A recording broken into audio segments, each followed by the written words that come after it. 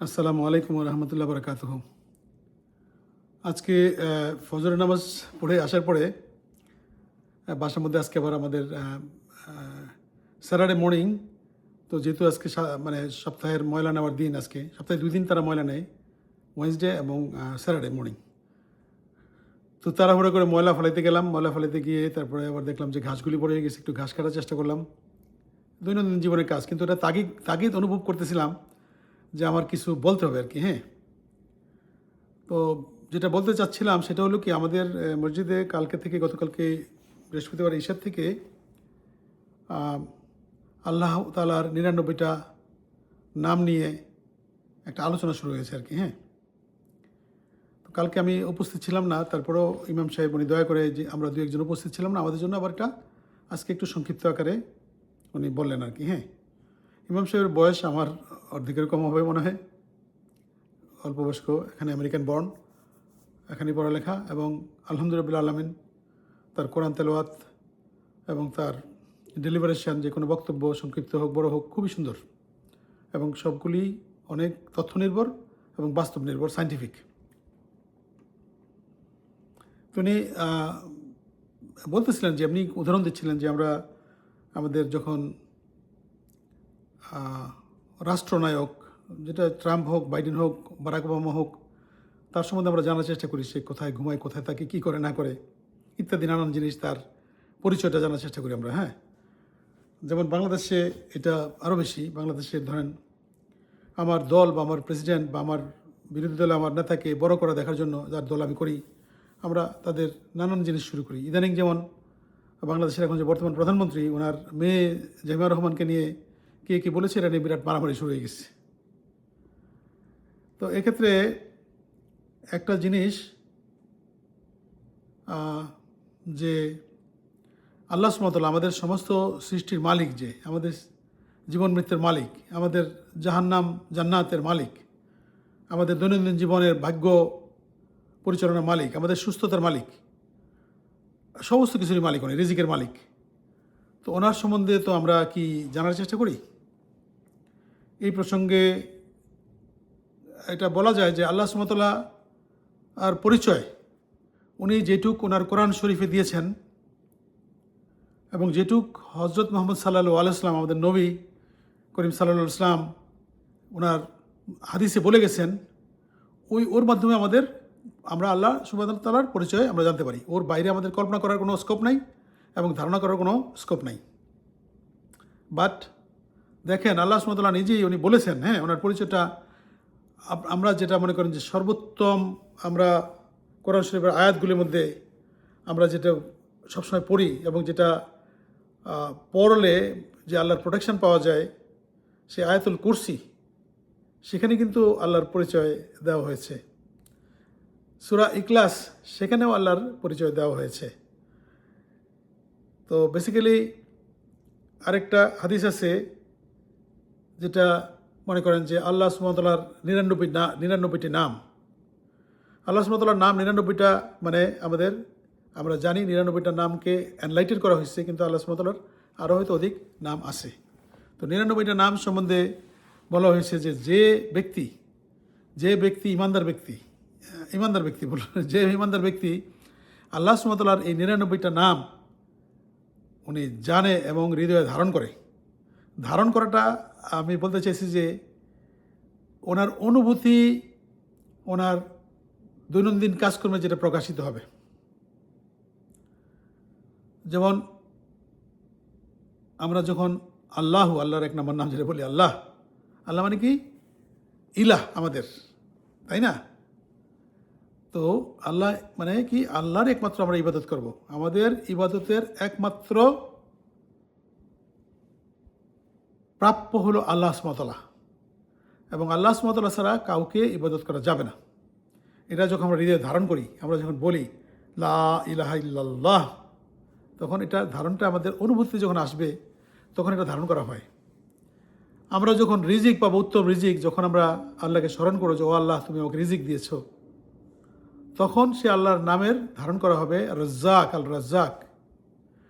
এরকম আমরা যখন কখনো কোনো একটা সিচুয়েশনে আমরা দয়াপ্রাপ্ত হব, আল্লাহর রহমত প্রাপ্ত হব যখন আমরা ধারণ করি সেটা যে আল্লাহ তুমি রহমত দান করেছো আমাকে, অথবা আমরা যখন কারো প্রতি রহমতশীল হই, আল্লাহর যে গুণটা আমি পাইলাম আল্লাহর রহমত এবং আমিও এটা আরেকজনের কাছে আল্লাহর রহমতের একটা প্রকাশ আমরা করলাম। ওইটুক তো করতে পারবো না, বাট আমার তরফ থেকে আল্লাহর গুণটার একটা আমি ধারণ করলাম সেটা মনের মধ্যে, আমিও আরেকজনের প্রতি রহম হব, আমিও আরেকজনের প্রতি দয়াশীল হব, আরেকজনের প্রতি দানশীল হব, আরেকজনের প্রতি উদার হব, আরেকজনের প্রতি ধৈর্যশীল হব, আরেকজনের প্রতি অন্যায় করলে তার প্রতি আমরা কঠোর হব।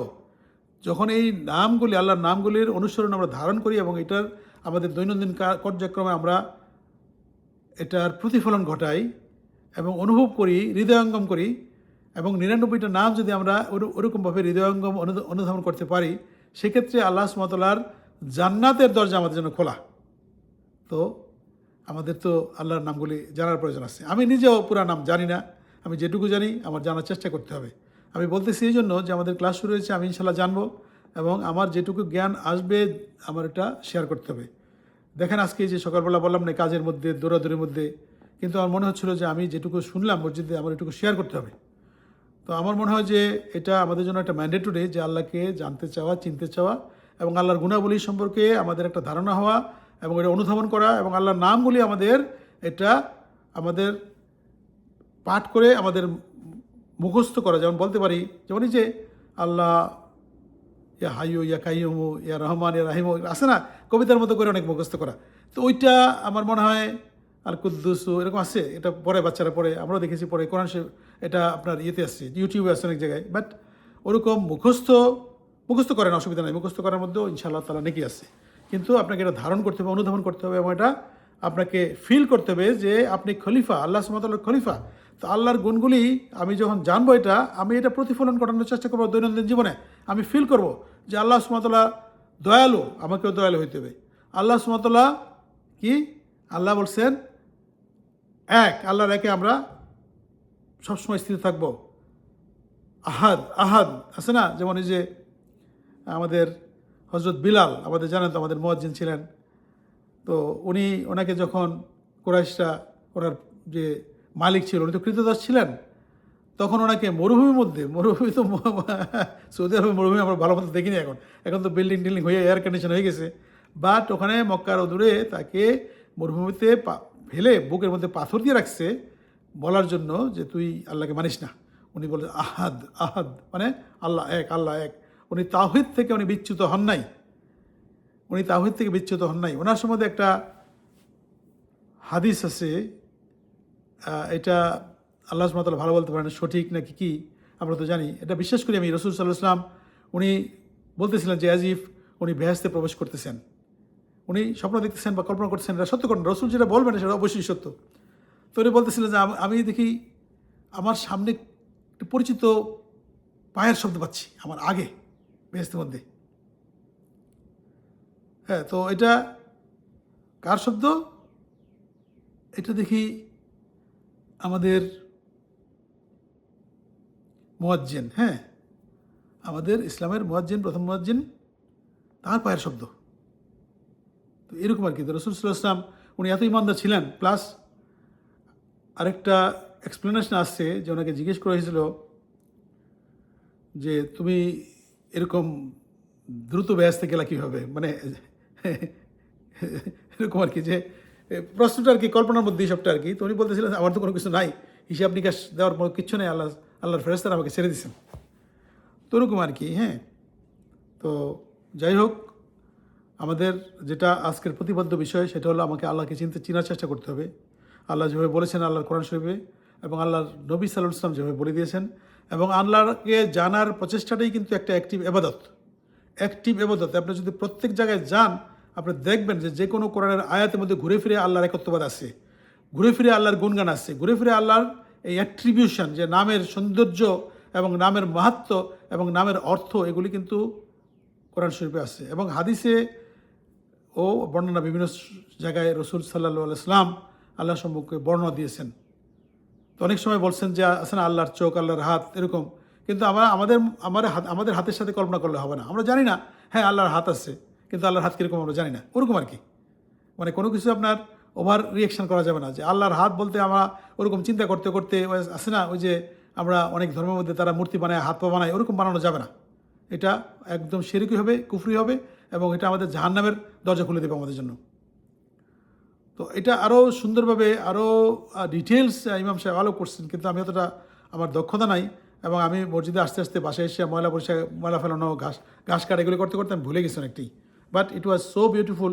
উনি কোরআনের আয়াত দিয়ে বলছেন, এবং বলছেন যে মসজিদে যাওয়া, নামাজ পড়া, ইবাদত করা, জিকির করা, মানে কি সবসময় আল্লাহকে জানার চেষ্টা করতে হবে, আল্লাহকে অনুধাবন করার চেষ্টা করতে হবে, এবং আল্লাহর নামের অ্যাক্টিভেশন বুঝতে হবে, ধারণ করতে হবে, হৃদয়ে ধারণ করতে হবে যে আল্লাহর এই নামগুলি আল্লাহর শিফা, এটা আমাদের বুঝতে হবে। এই শিফাত, এটার কোনো আপনার তুলনা নেই পৃথিবী কারোর সাথে।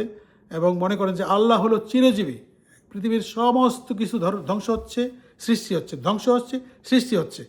আপনি খুব ডিপলি চিন্তা করলে দেখবেন কোনো না কোনো জায়গায় কিছু ধ্বংস হচ্ছে, তাই না? আমরা মাছ কেটা কী করলাম, মাছটাকে হত্যা করলাম, মাছটা জবাই করলাম, পরিষ্কার করলাম, রান্না করলাম মশলা দিয়ে, তারপর খেয়ে ফেললাম। তারপর খাওয়ার পরে কী হয়, এটা চলে গেল। মাছটা আবার সৃষ্টি হয় কোনো কোথাও, মাছের নতুন ডিম দেয়, মাছের পোনা হয়। এভাবে আমাদের মানুষের আমার জন্ম হচ্ছে, মানুষের মৃত্যু হচ্ছে।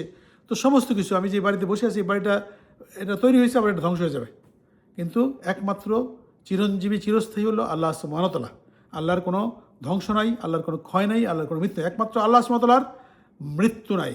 আর সমস্ত কিছুর মৃত্যু আছে। ইভেন আমাদের যে এই যে আমাদের এই মালাকুল মৌত, আমাদের যে রূহ নিয়ে যাবে, আমাদের এই জীবনটাকে নিথর করে নিয়ে যাবে, এই দেহটাকে আমরা ধ্বংস হয়ে যাব, সেই যে মালাকুল মৌত, যাকে আমরা বাংলায় দেশে বা আমরা ইন্ডিয়ান সাবকন্টিনেন্টে আজরাইল বলিস, তারও মৃত্যু আছে। কিন্তু ইসরাফিল যে সিংহায় ফুঁক দেবে, এই আপনার শেষ বিচারের দিনের জন্য ডাক দিবে, ধ্বংস হবে সমস্ত কিছু, ওই ইসরাফিলেরও মৃত্যু আছে। এই যে আপনার ফেরেশতাদের সর্দার আমাদের কে? আমাদের ফেরেশতাদের সর্দার, সব ফেরেশতাদের সর্দার, যে রুহুল কুদ্দুস বলে থাকে, তাই না? জিবরিল আলাইহিস সালাম, তারও মৃত্যু আছে। মৃত্যু নাই শুধু আল্লাহ সুবহানাহু ওয়া তাআলার। আমাদের নবীদের, সমস্ত নবী, আল্লাহর প্রিয় বান্দা, সবারই তো মৃত্যু হয়েছে, তাই না? প্রত্যেকের মৃত্যু হয়েছে। আদম আলাইহিস সালাম থেকে আরম্ভ করে আমাদের শেষ নবী হযরত মুহাম্মদ সাল্লাল্লাহু আলাইহি ওয়াসাল্লাম, সবাই চলে গেছেন, এবং আমাদের সবার মৃত্যু হবে না আল্লাহর। এই প্রসঙ্গে একটা ছোট্ট কথা মনে পড়ে, এটা বলি, একটু শেয়ার করি। যখন আমাদের রাসূল সাল্লাল্লাহু আলাইহি ওয়াসাল্লাম মারা গেলেন, উনি মারা যাওয়ার পর বিশ্বাস করতে পারেনি, ওনার সাহাবীরা বিশ্বাস করতে পারেনি, এবং ওমর রাদিয়াল্লাহু তাআলা আনহু, আমাদের যে দ্বিতীয় খলিফা, উনি তরবারি উঁচে বলে, যে বলবে যে আমার নবী মুহাম্মদ মারা গেছে, তাকে আমি এক মুহূর্তে আমার তরবারি দিয়ে তার গর্দান কেটে ফেলবো। মানে উনি মানতে চান না যে উনি মারা গেছেন। তখন আবু বকর রাদিয়াল্লাহু তাআলা, উনি দূরে ছিলেন, উনি আসলেন, উনি আসে বললেন, হে কুরাইশরা তোমরা শোনো, হে সাহাবীরা তোমরা শোনো, হে মুসলমানরা তোমরা শোনো, মুমিনরা তোমরা শোনো, রাসূল সাল্লাল্লাহু আলাইহি ওয়াসাল্লাম উনি মারা গেছেন, কিন্তু আমাদের রব জীবিত আছেন। আমরা যার ইবাদত করি, যে আমাদের জন্ম মৃত্যুর মালিক, ওনার মৃত্যু নাই, উনি আসছেন। এইভাবে উনি ওমরকে বলেছেন, ওমর রাদিয়াল্লাহু তাআলাকে বলেছেন, দেখো ওমর, আমাদের নবী সাল্লাল্লাহু আলাইহি ওয়াসাল্লাম মারা গেছেন, কিন্তু আমাদের সবার আল্লাহ জীবিত আছেন। এইভাবে। তো যাই হোক, আমাদের ধরেন জীবনের অনেকের হয়তো শুরু, আমাদের অনেকের হয়তো শেষের দিকে আমরা আসি। তো আমাদের একটু চেষ্টা করতে হবে যে আমাদের মৃত্যুর আগে আমরা মুসলমান হয়ে মারা যেতে পারি, এবং মুসলমান হয়ে মারা যাওয়ার জন্য আমরা আল্লাহকে চিনতে হবে, আল্লাহকে জানতে হবে, এবং আল্লাহর যে 99টা নামের কথা উল্লেখ আছে, এগুলির অর্থ এটা বুঝতে হবে, জানতে হবে, ধারণ করতে হবে। মানে এই অর্থগুলি বুঝলাম, কিন্তু অর্থগুলি আমি ধারণ করলাম না। আমার আল্লাহর নাম হলো রহমানুর রাহিম। আর আমি যদি একটা হয়ে যে একটা জালেম, তাহলে কেমন হবে? আমি কি আল্লাহর বান্দা হইতে পারবো? আমাকেও আল্লাহর গুণগুলি প্র্যাকটিস করতে হবে দৈনন্দিন জীবনে। আমাকে আল্লাহর গুণগান, আল্লাহর চিন্তা করে করতে হবে, এবং সেখানেই আমাদের কল্যাণ ইহকাল এবং পরকালের। তো আমার বক্তব্য এইটুকুই ছিল। দেখেন আপনারা, আমাদের এই বাংলাদেশে এটা একটু অন্যভাবে নেবেন হয়তো অনেকেই, কিন্তু নিয়েন না। এই যে আমরা দেখেন শেখ মুজিবুর রহমান, জিয়াউর রহমান, এই তারপরে এরশাদ, হাসিনা, ম্যাডাম খালেদা জিয়া, তারেক জিয়া, কি যেন শফিকুর রহমান, এদের জীবন সম্বন্ধে জানার জন্য মানে এত আগ্রহী। আরে বাবা, আমার লেখা বইরা ফেলাই, ফেসবুক থেকে আরম্ভ করে ইনস্টাগ্রাম, যত কিছু আছে, টুইটার, এক্স, কি বলে এখন ইদানিং টিকটক, ইনস্টাগ্রাম, ভইরা ফেলাই আমরা, আরে বাবা, তাদের গুণাবলী বলতে। বাট আপনার এটা কতটুকু আপনাকে কাজে দিবে? দুনিয়াতে সামান্য একটু ধূলিকণা পরিমাণ বেনিফিট হতে পাইতে পারেন, আখিরাতের কোনো বেনিফিট নাই। আমাদের যেগুলি জানা দরকার, আল্লাহ সুবহানাহু ওয়া তাআলার পরিচয় জানা দরকার, ওনার জ্ঞান গুণ এগুলি জানা দরকার, দৈনন্দিন জীবনে প্র্যাকটিস করা দরকার, হৃদয়ে ধারণ করা দরকার, যেটা দিয়ে আমাদের লাভ হবে ইহকাল এবং পরকালে, ওইটার মধ্যে আমাদের থাকতে হবে।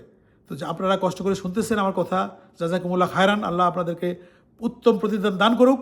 এবং আমার আলোচনায় কোনো ভুল ত্রুটি থাকলে সেটা বলবেন। আগে একজন চিটাগং থেকে আমাদের মাহবুব ভাই আমাকে একটু কারেকশন করতেন, উনি ইদানিং শুনেন না বলেন না, আপনারা বলবেন প্লিজ। আমাকে একদম ওপেন কমেন্টে কোনো কিছু না বলতে পারলে আমাকে ইনবক্সে বললেন।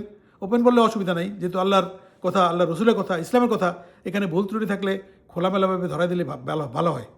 আর আমাকেও যদি আমি ভালো বলে থাকি এগুলি, তাহলে উৎসাহ দেবেন ইনশাআল্লাহ তাআলা। এবং আশা করি আবার নতুন কোনো ভিডিও নিয়ে, নতুন কোনো আলোচনা নিয়ে আসবো। এবং আমি চেষ্টা করতেছি ইদানিং স্পেশালি আমি কোনো রাজনৈতিক আলোচনা যেতেই যাচ্ছি না, কারণ এগুলি আমাকে দেখা যায় যে অনেকের কাছ থেকে দূরে সরাই দেয়, আমাকে অনেকের কাছ থেকে দূরে সরাই দেয়, অনেকে আমার কাছ থেকে দূরে সরে যায়। এবং এটার মধ্যে একটা শয়তানের আশা আছে মনে করি আমি, যার জন্য আমি পরিপূর্ণভাবে রাজনীতি থেকে দূরে আসছি এখন। আমাকে দয়া করে আপনারা কেউ রাজনৈতিক কোনো বিষয়ে ট্যাগ করবে না, কোনো আলোচনা আমাকে সম্পৃক্ত করার চেষ্টা করবেন না, কারণ এটার মধ্যে আমি কোনো রেজাল্ট ভালো কিছু দেখতে পাই না, মন্দ ছাড়া। ভালো থাকবেন ইনশাল্লাহ, আবার কথা হবে। আসসালামু আলাইকুম ওয়া রাহমাতুল্লাহ ওয়া বারাকাতুহু।